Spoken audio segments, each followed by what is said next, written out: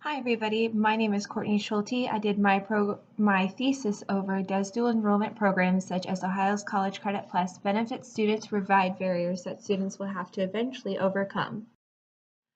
My introduction, dual enrollment programs such as Ohio College Credit Plus program have become very common and very accessible to students. Lewis has agreed with this. He also talked about the secondary education students who are enrolling are becoming a lot younger and they're more accessible to college credit. The program has not always been successful. It did start back in the 1920s, but it did not fully gain traction until about the 1970s. And it was first really fully established at Cypress University in New York. Since being established in the 1970s, the program has seen significant increases not only in Ohio, but throughout the United States. Dual enrollment programs support academic goals that each president has set, specifically George W. Bush's No Child Left Behind Act and Barack Obama's dual enrollment Pell Grant experiment, which we'll discuss later in the presentation. The program was established to help students to get an advanced start on their post-secondary, but dual programs such as Ohio's College Credit Plus has been shown to also build barriers and not just be for the positive in setting students up for success. My problem statement is recently dual enrollment programs have become more accessible to a wider variety of secondary students.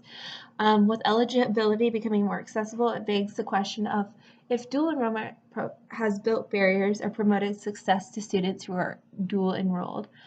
So this is really just an examination of the dual enrollment program, and as I said, if it's setting barriers or if it's really helping students become successful in the future.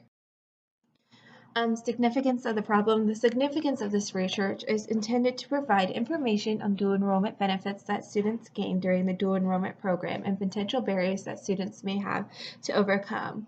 There is supporting research that has been stated the benefits and the negatives of the program.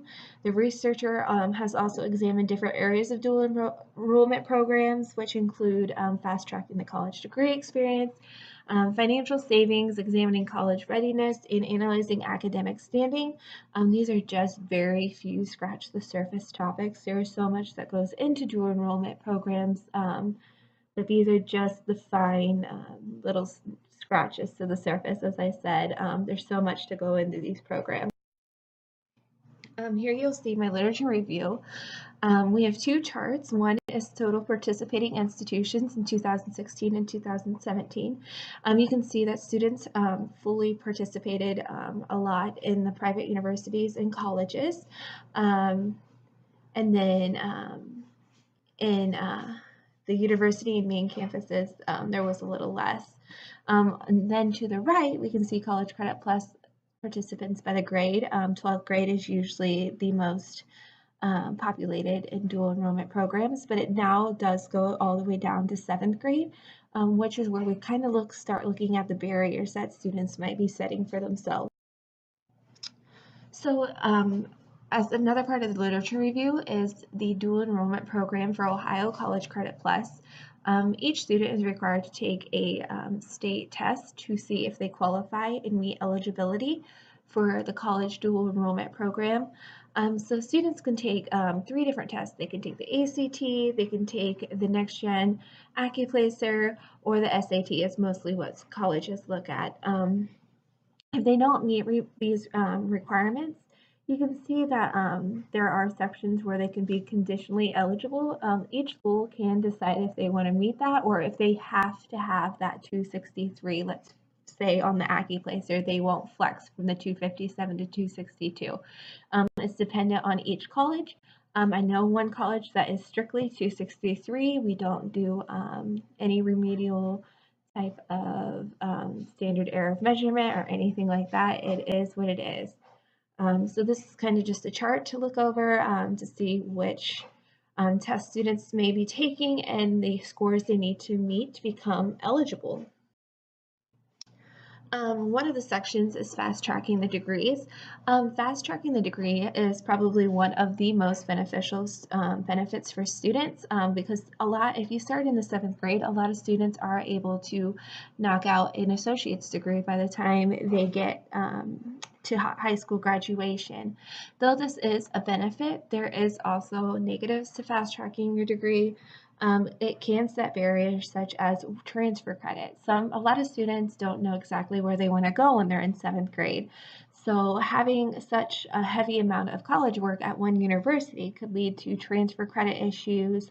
And if the college that they want to go to is going to accept the dual credit into their institution. So students who start very young need to be very aware of what's going on and have a very strategic plan to make sure they're taking courses that are going to transfer into the college or university that they plan on attending when they graduate. The next section is college readiness. And discuss that secondary academic preparation is a key factor for post-secondary preparedness.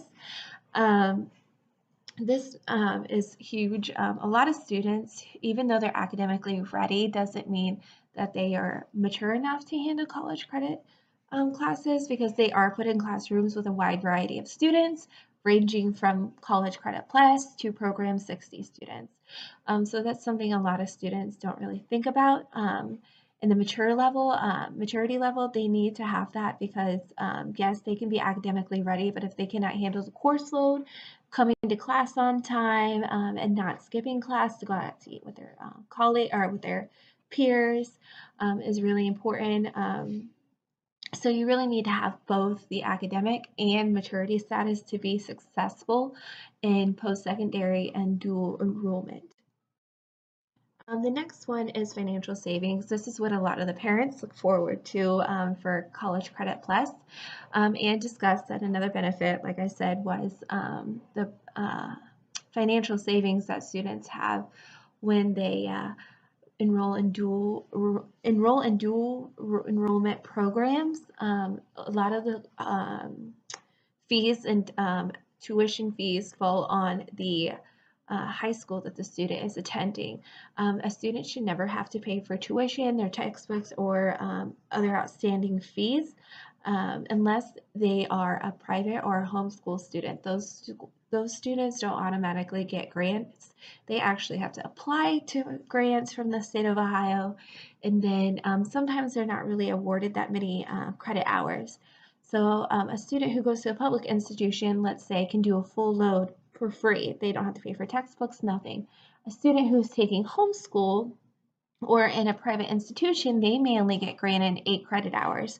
So it really is not beneficiary to a lot of students who are homeschool. They still get some of those benefits, but they don't get as many as the public high school students. And then the next thing we're going to look at is academic standing. Students who are enrolled in dual enrollment programs were likely to have higher GPAs than students who are not enrolled.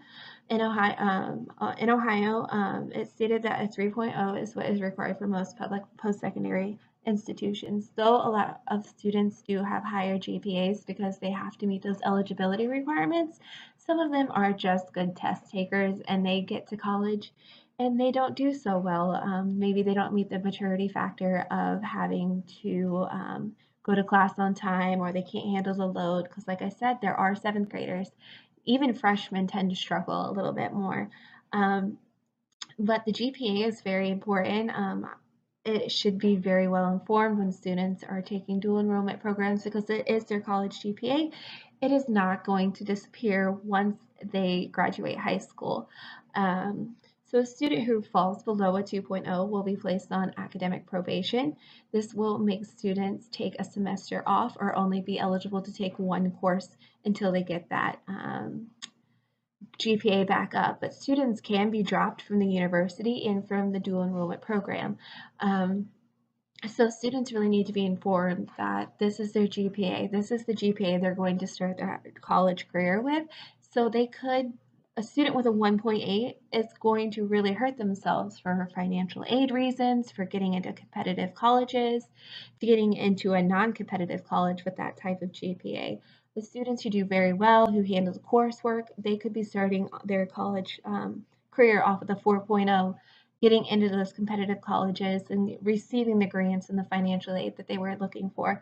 It kind of goes back to making sure that your student is enrolled, who is enrolled is mature enough to handle the coursework and is able to academically handle the coursework as well. Um, So in Ohio, Ohio is one of the 12 states that legislation is mandatory participation. So that means every school in Ohio has to offer some sort of College Credit Plus program, whether it be in the college, or if they offer it online, if they offer it in the school, they have to offer some sort of option for students by legislation. The state of Ohio did have an earlier dual enrollment program. It wasn't always College Credit Plus, it was post-secondary enrollment option. And that was established actually in 1989 and then again in 2014. It was renamed the College Credit Plus program. So College Credit Plus is a fairly new program for Ohio. The mission of the Ohio's College Credit Plus program is for students to earn secondary and post-secondary credits at the same time. The goal is to really just kind of get students on the right track for college success. It also discusses that, like we talked earlier, that the payment should not be on the students or the student's family. It will be on the private or public high school, or if they're getting grants from the state, it'll be on that. And then the college readiness and the eligibility tests, we talked about that as well. They could take the ACT, SAT, or the AccuLaser. Just because they're eligible, though, for those tests, they actually have to also meet the requirements of the college or the university that they're planning on. So not only do they have to meet the test requirements, they need to meet university guidelines as well. So just because you do well doesn't mean you're going to get into the university of your option or of your choice. In conclusion, based on the information analyzed through the white paper that I have completed, Ohio's College Credit Plus, or dual enrollment in a nutshell, is actually a very great program, but students really need to be strategic about picking what courses they're going to take to make sure they're transferring, and that they need to stay on track. They should not be jumping around taking courses here and there. Try to have some sort of set in their mind what courses they're wanting to take, or what they want to do when they graduate high school. So for students who are starting out really young, me personally, I would not have students start out in 7th grade, because we're expecting students who haven't even taken freshman English to be successful in college English. So it really just needs to be students who are very academically prepared, who are mature enough to handle the college coursework. But overall, the barriers that are set by the dual enrollment programs can be overcome as long as students are very strategic about what they want to do in selecting courses and working with their academic advisors and using all of the college resources and the high school resources as well to be successful. And then here are my references. I thank everybody for their time for listening to my PowerPoint presentation. If you have any questions, or if you want more information about College Credit Plus, it is very in-depth and in detailed. I can always try to answer the questions or send you some articles. Thank you.